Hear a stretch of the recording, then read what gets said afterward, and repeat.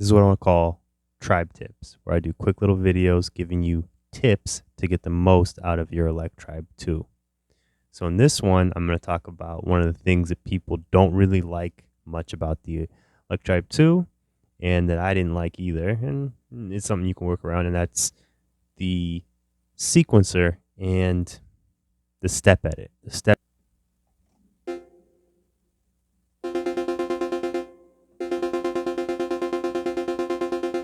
16th notes. And I can never remember the trick to jumping into it, but I'm gonna go.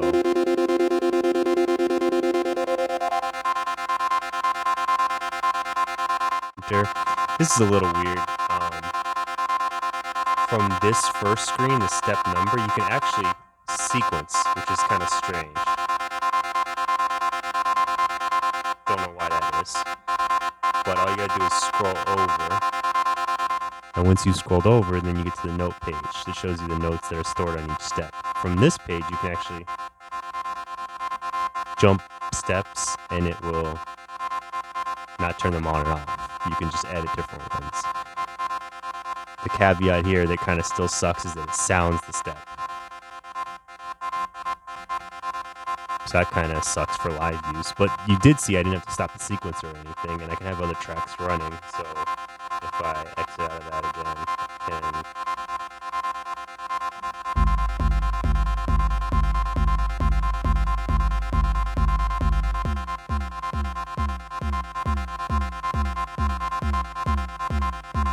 I can edit.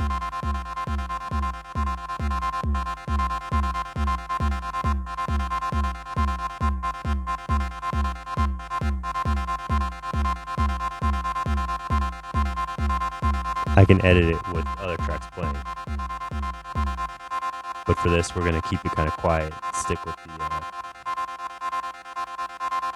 what I got going here. So anyways, this page you can jump. So then you can use it kind of like you would an analog sequencer where you'd have, like, on the DFAM, the Moog DFAM, you've got your 2 rows of 8 knobs, and you can just go around and twist them to get your things. Well, this is a little more like it's an used encoder, so you can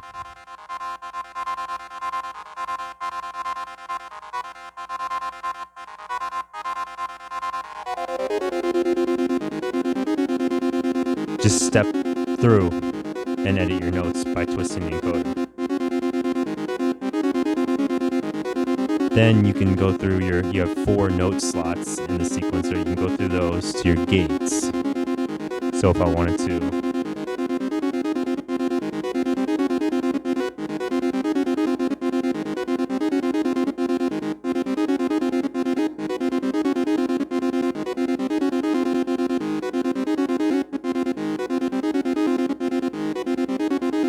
adjust your gates. Next page over, you got velocity.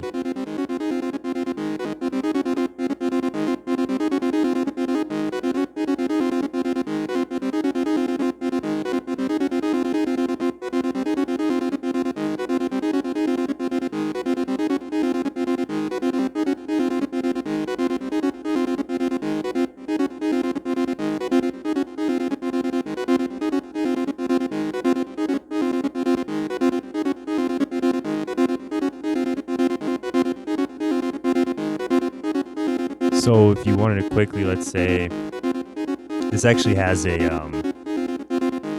without going too far off into the weeds, it has a, what they call a punch effect that kind of is like a knockoff sidechain.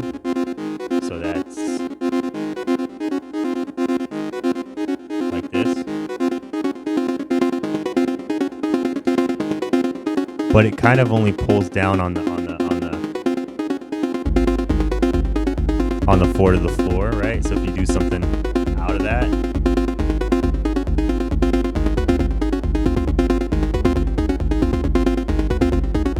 it doesn't really work so well.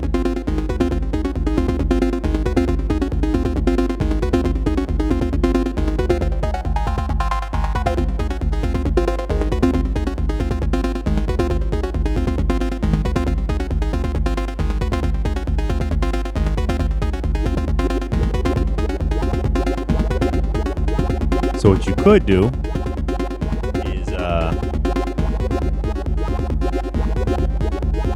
course I picked a kind of a crazy pattern. If I look at this pattern here, I can duck that by going into the step edit real quick. So I think I got that in my head. So I'm gonna go.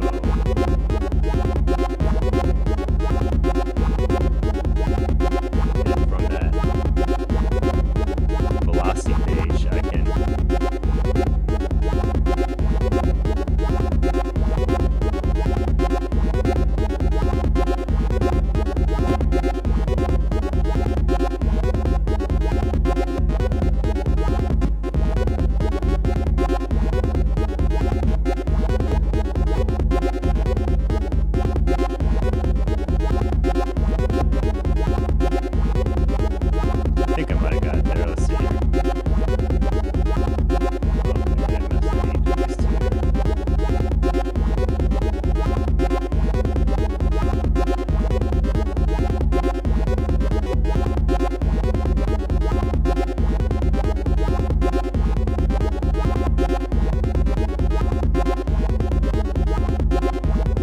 So I sort of got it.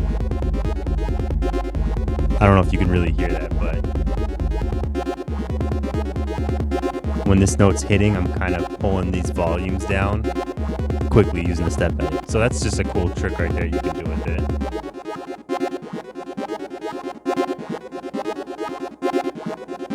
But here's where things get a little interesting, right? So hopefully that was already something that kind of gets you going and gives you some ideas. But where things get interesting is if you come here, that's Shift Pad 4, you have your key, right?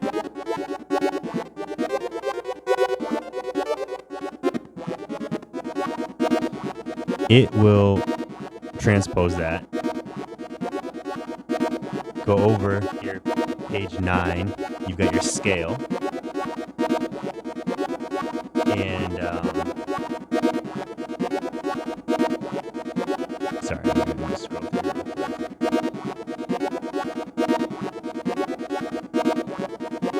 As long as you're on here on page 23, you have scale mode to on.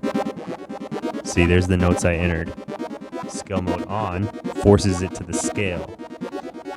So you can do what I did where you're in this. So sorry, let me show that again.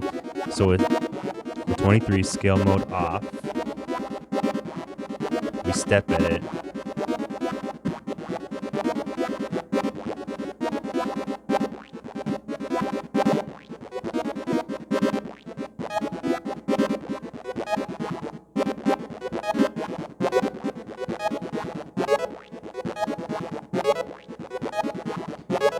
You get the actual note that you put in.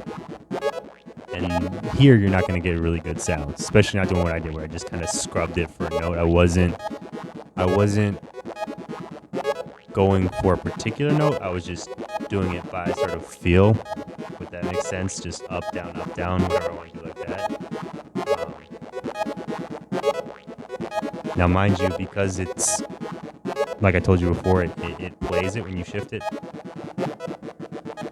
You can actually stop the sequencer.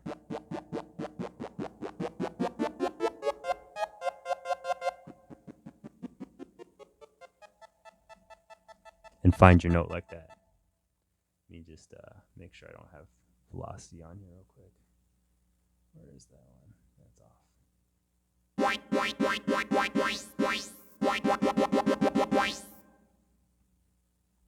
So yeah, you can tune your notes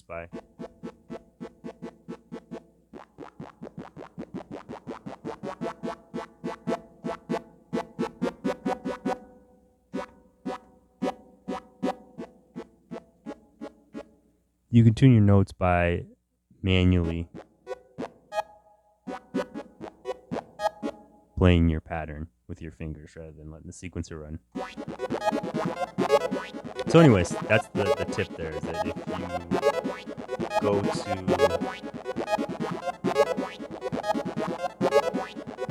the menu item 23, scale mode off, and a lot of times they're off by default, turn it on, now you're going to automatically quantize whatever it is you put into the step sequencer.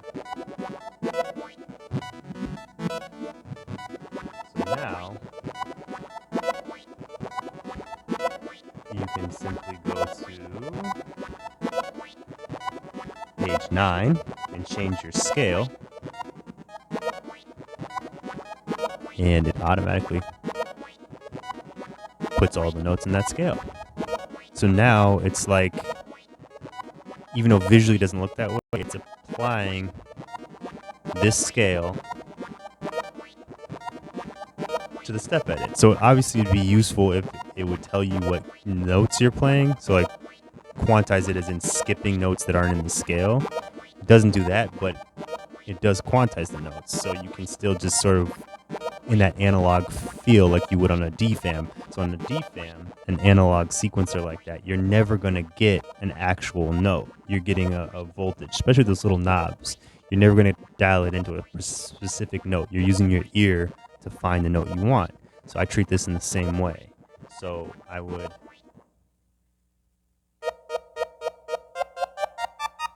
I'm not even looking at the screen. Cover the screen up.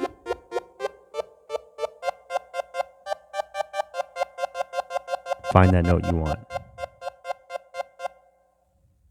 I'll go back to this screen. I'm going to turn off.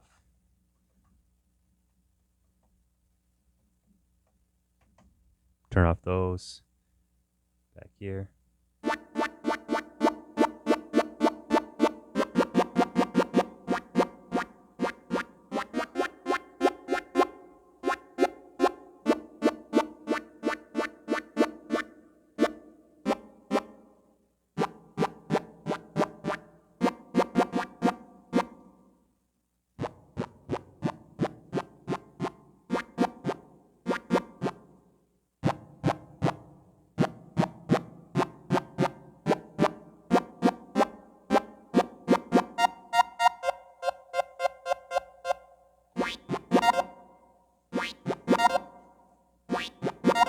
Yeah, so there's the tip.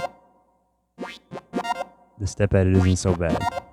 It isn't great, but it isn't so bad.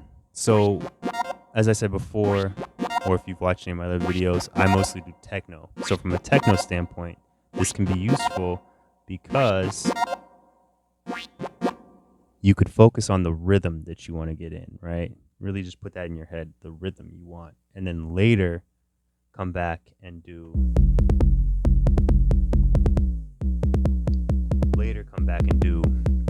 the melody, right? So I'm just gonna cook up real quick, right?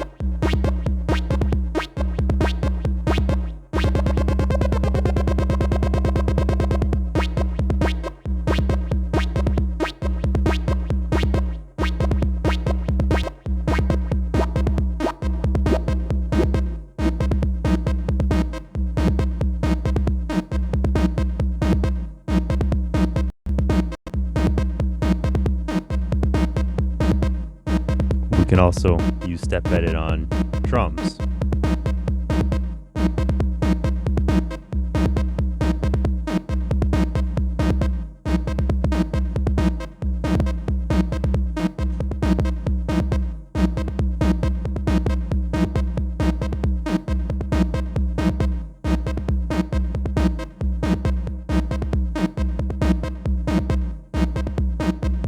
To really get those sort of ghost notes, just bring down the volumes on all the other ones, but I sequenced that sort of in a quick live setting.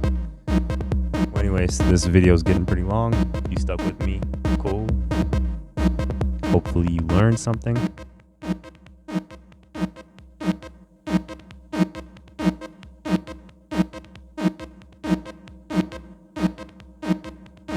And I'm out.